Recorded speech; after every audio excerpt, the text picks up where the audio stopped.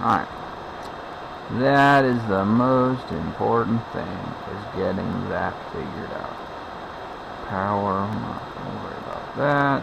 VTX, profile, everything seems to be in working order.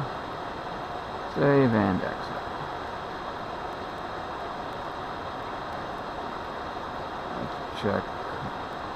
Oh, I went too far.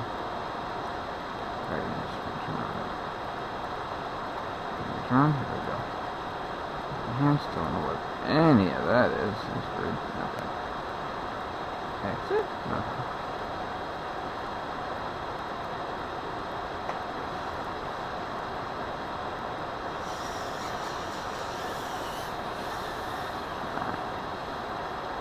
We're going to just do a quick spin around the office just to see how it feels. VTX is still showing that it's cool, which is nice. I also did have it under the fan of the computer, so we are getting some breakup. I am only running 2 omnidirectional antennas on my goggles right now, on my HDZero goggles, and nothing on the top 2, as I should probably put those on, but we're just gonna, everything feels good. The PIDs feel great. It feels, I put in my race PIDs, so I mean, feels pretty amazing. Not really gonna complain. It feels very, very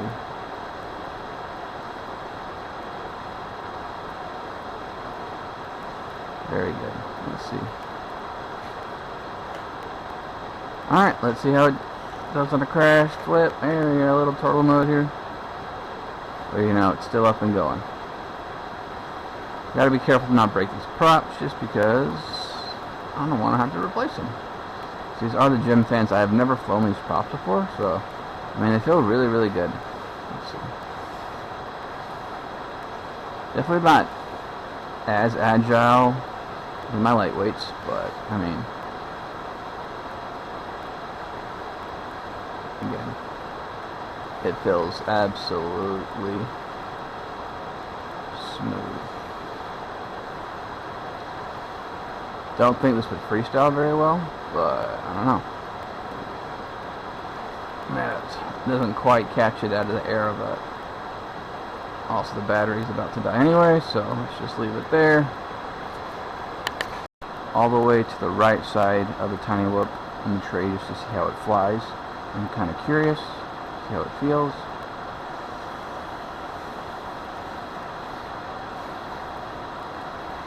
So far, it feels okay. Like, I can't really tell that the battery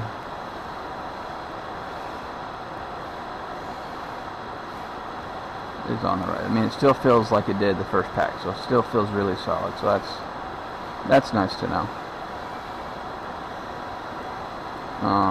But yeah. Okay, that felt real good. We're just going to do some fun little split S's here just to see how. Okay, I could have probably given it a little bit more throttle there. Let's try that again. Okay, yeah, it pulled out of that pretty nicely. There's a little bit of dirty air, but I mean, I wouldn't want to deal with tuning that out. It feels absolutely fine. It wouldn't mess with my D-term at all, but the echo camera looks great too, in like the lower light section of the hanger. Everything looks absolutely crystal clear. Like, no complaints with the video right now. And the dynamic range is doing well as well. Going from like the darker areas, you see it transition real well, to the brighter areas, and then back to a darker area. It does real well. So far, I mean, this feels absolutely amazing. I don't have a timer set. I should have been doing that. I'll take a look at the timestamp and see how long I've been flying for. I don't want to exactly kill these batteries because these are absolutely brand new batteries. But the VTX or the OSU that you guys have set, oh, you do have a timer now that I'm looking. So yeah, you have plug-in time and flight time, it looks like, which is nice. Good. I like that you guys have that for Tiny Whips, just absolutely off the bat. And then battery voltage, which is good. How many milliamps I've consumed is good as well. So I'm probably going to bring it in now, but yeah, I can feel it sagging a little bit now. But that feels really solid. This is the third battery. Let's push it a little bit. See how this guy goes. I'm going to sit down for this one.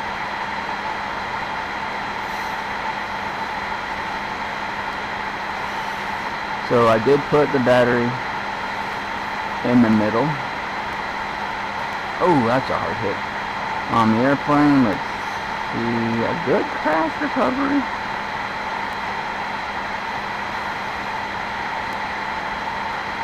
Seems to be.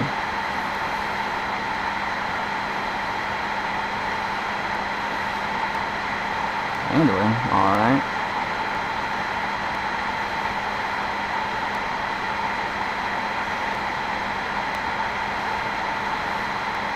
I'm just doing fast cruising just to see how it will handle. I mean, it's doing really well for power looping, not power looping, just kind of split S's and doing some fun. Let's try a power loop. Oh, okay. Let's try that again.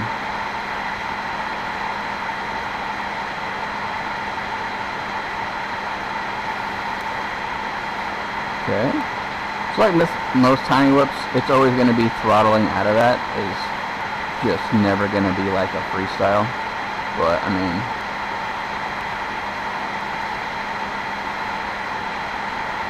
that's what I love about HDZero is I can see all those little things hanging at the bottom of the airplane real easily. But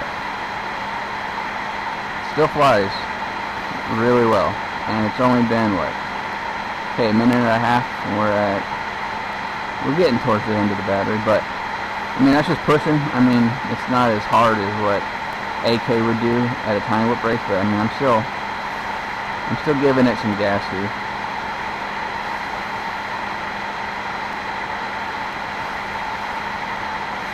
Oh, there's a plane whack. But no, it's still doing really, really well. Whoops. Alright, let's bring it in. No, still very, very pleased on how, oops, missed myself, on how it's been doing. Okay, let's take it to the bank. Alright, well, first of all, I want to thank Carl and all of you at Happy Model for giving me the opportunity to test this wonderful piece of equipment, and I truly believe this is going to change the Tiny Whip industry as we go forward. This is like probably the best thing to ever happen to Tiny Whip, or these 65mm size Tiny Whips. But yeah, again, I want to thank you guys for that. So first off, let's start with, I guess not so much the drone first, just real quick, we're going to start with the packaging. First, I appreciate having this QR for the manual. It's kind of hard sometimes just to go through Google and trying to find your the manual, or any manual for that matter, and it's just annoying. But it's really nice to be able to scan that, and I found it really easily on your website. So I first and foremost really appreciate that being on the box. Makes things so much easier for guys who are trying to figure everything out. But yeah, I do appreciate the extra canopy. That's really nice to have as well. Feels pretty solid. I had a few hard crashes when I was testing this thing, and this thing still held up pretty well. A lot better than what my friend did with like a TPU resin printer. This thing only broke after one crash. So this feels really solid. I do appreciate having the different dots here for the different camera angle. If people want to change that, that's pretty solid. And then the camera mount screws, everything there. 1, 2, 3, 4 different mounts on the flight controller. All right, so let's talk about Tiny Whip. So I looked at it, just first impressions after opening it, taken out of the box. Y'all did a fantastic job here. Taking a look at the chipset here, everything looks pretty similar to what I used to have for what we have here is the this is the Echo board right here. but absolutely fantastic job that you guys were able to get a flight controller and a VTX into one. Absolutely fantastic. Hats off to you guys. Absolutely incredible. So, of course, I'm assuming that the best way to you guys make this work is to have the Echo camera work, because the MIPI cable selection just probably just takes up too much space on this AIO. So absolutely, it's just assuming, I have no idea, but it absolutely makes sense why you guys would be using the Echo camera. And again, in my opinion, Echo camera looks way better than any analog camera, and it's still, to me, it's considered an HD image. So I absolutely love flying with this thing. I guess this would be your updater port, motors, or the motor slots there. The motors, they are 28,000. Okay, cool. 0702, 28,000. That's kind of, I think I have, what do I have on here? This is my HD whip here. This is my 32,000. I do have 28,000 on one of these guys. 27,000, and that was at 0702, and I think this is 0802, 27,000. So 28,000, haven't had those yet, but they feel pretty good, I would imagine. Gem fan props, these look absolutely solid. The spacing there threw me off for a second when I looked at it, but I'm assuming that's the way it's supposed to be, or not. Okay, I just squished that down, and that went all the way down. Don't know if that's what y'all wanted, but sure, let's press these down the rest of the way and not stab my finger, because that kind of hurt. But when flying, these guys stayed on pretty solid. They didn't fall off, but absolutely pretty good. The frame absolutely looks very, very well done. Appreciate the layout. Looks really good. So this is what it looks like, a uniformed frame design throughout the whole thing, not like your the other ones, the Meteors, where you have this little point in the front. Everything is same throughout the whole thing, and that was my biggest concern when I first opened this and looked at it and noticed that the battery tray was going horizontally along the axis of the drone rather than vertically like most builds. I guess in America we call that a toilet bowl mount or a side mount, but my biggest concern was, okay, do I really have to try and focus on getting this in the exact center of the battery tray to have this absolutely balanced so it doesn't fall over? That's actually balanced okay. Instead of having to worry about, oh, if I push this over too far, or because of the battery length, is that really going to matter? So thankfully, putting that in there and doing like that. So having to worry about having to put that in the middle to just kind of equalize everything was my biggest worry when I first saw this thing. But also, since this is a unibody, if I wanted to, I could just take everything out and rotate it 90 degrees and won't have to deal with that issue anymore. So I would, again, this is my recommendation. You guys do what you want. I would suggest whenever these are being built is to have the battery tray oriented front to back, so the battery is facing front to back instead of sideways. I guess mostly because of tradition, people are going to be like, it feels a whole lot different, and they might not like it. That might be one complaint about them. But for me, I personally like having the battery go along the long axis, or that axis of the drone, so front to back. Just feels a bit more balanced, but yeah, again, that's just my opinion. You guys do what you want. But all in all, everything feels really good. I do appreciate the ELRS antenna instead of the ceramic. Absolutely despise the ceramic antenna, so I'm so grateful y'all went with having the actual 30 millimeter antenna that comes out, and then I'll probably just stick it through one of these holes just to have that kind of protected there. This backing, that little protective cover, I guess, was just starting to peel when it came out of the box. Not that big of a deal. I'll just probably pull it off anyway. That way heat can come off of that. But that was already kind of like that, so that glue. So I might just go ahead and peel that off right now so you don't have to worry about it. Well, it doesn't want to come off now, so okay, we'll just leave that there. I'll take it off later. The weight that I picked up, let's look at that right now. Right off the bat. This side, I think it was, what we got here? 22 grams. Yeah, just nothing's on it right. 21, higher 21 gram, which is absolutely, it's very, very solid. If I were to take, this is these are all my old my analog builds, 18 grams, pretty solid. And then with my HDZero, my current build, and the Echo, it's at 20 grams. Y'all did a solid, fantastic job of making the weight here for this guy. So absolutely stunning. Carl gave me the weight of this, so I was very pleased with the weight that y'all are able to make. So that's very, very awesome. Well done making this as light as possible. So I'm always very curious to see what I will do in order to make this thing even lighter.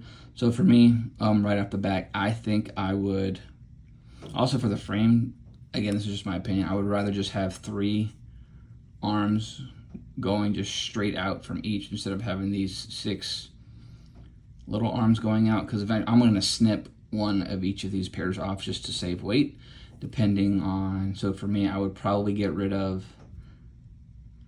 maybe, I'll clip this one, maybe this one, and then this one, just to have the frontal force stabilize the most, so that force getting impacted from the front, because that's typically what I hit the most, is the front of the tiny whoop. And then I'll probably do the exact same for the back end of it, is snipping 3 of these guys from each of those, just to save weight. I myself, I do use the RENY screws, these little plastic guys, so I will obviously swap all of those out for the motor screws, save weight there. As you can see here, I also, since y'all have a thicker battery lead, I, again, make this as light as possible. You can see the gauge difference here. So I will be making a lighter gauge. I mean, I think I've been running with these guys and it's able to handle all the amps that go through it. But yeah, so that's another thing I'll be doing to save weight. I will obviously take care of these motor slots. I will desolder them, take them out, and then just direct solder the motor wires to save weight as well. So maybe I'll be able to take a gram or 2 off, maybe even more. What I would typically do also with my HD, beforehand, before I use these canopies, is I was using Rab's TPU canopy, where I would just snip off these sides and just have front and back mounted, and it did very, very well. So that was another way for me to save weight. But like I said, this guy is very, very light. I don't think my scale will be able to detect what it is, but this will do very, very wonderful. So I'm very curious to see how that goes. I don't think there would be too much else I would change. The motors are awesome. We got 0702, 28,000. Those should do very, very well. And then those are the gym fan props. So, okay, 1219. Okay, but I myself, I run HQ props, so I've never really tried gym fans. So very curious to see how they'll do. They look pretty solid. So yeah, the Echo, the VTX antenna, pretty solid. I think for me, I'll try and find a way to make this antenna stick out somewhere else. I'll probably take a soldering iron and make a bigger hole right here, so I can slide this through there to have the antenna sticking outward in this direction more, instead of having it point downward. I'm not a fan of that, just for the sake of having the best possible video I can get with this little whoop antennas here. But everything else feels really good. Plugging it in, setting it up very well, was very well done. ELRS, easy. I put in my bind phrase, and it bound up absolutely instantly. So no problem there, which is I'm very, very grateful for. The firmware seemed good. Everything was working right there with the gyro. Plugged it into Betaflight. I just put my rates in, put in my modes for my arm switch, my turtle mode. I got rid of the assisted flying, so I'm just straight up air mode, acro mode, because that's how I fly my tiny whoops. That's how I like them. But I do appreciate that you guys had those already set up for everyone else as well. What was that called? The OSD. Y'all did that very well as well. So you had the plug-in feature, or the plug-in time, the flying time, the battery voltage, the used milliamp hours, and then, yeah. So I do appreciate that as well. And then the air mode. So I'll probably clean some things up around there, just things that I don't want so much. So probably the flight time, it doesn't matter. But I'll definitely take some of that off. But I do appreciate having that very well put OSD. Camera mount, Also, I wanted to appreciate that this is a little bit back, so it gives it a little bit of camera protection, which is awesome. It's not super thick, but it's just enough for it to protect the camera and give it a good, solid protection. So overall, I absolutely love this. Oh, just noticed that. Little guy. Don't notice if that was from before, but that is not there. So I'll have to go look for that. I don't know where that went. So that's interesting, but I'll take a look at that later. But yeah, missing a motor screw. USB port's in the right place. Everything else seems to be pretty solid. All right, let's go ahead and take this out for a flight, and let's go.